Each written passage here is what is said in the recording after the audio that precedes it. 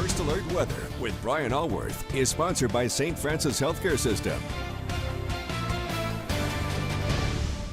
Thursday morning and mostly tranquil, but we do have one isolated shower that we're tracking very slowly right along the Ohio River between McCracken County and Massac County, very close to Joppa, Illinois right now. Maybe a brief heavy downpour. Otherwise, the rest of the area is tranquil, mostly clear, a little fog.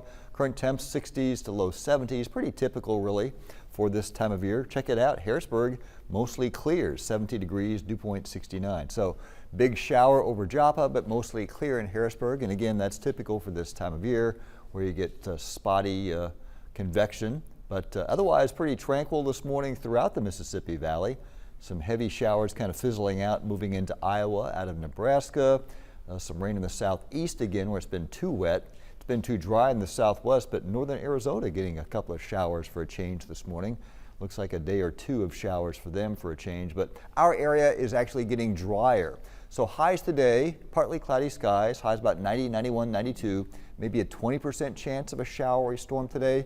That's less than yesterday's 30 or 40% chance. So we're actually, if you need rain, we're going in the wrong direction. It's actually getting drier and drier. For tonight, some patchy fog again tomorrow morning, lows near 70, but look what happens over the next several days. It gets drier and hotter.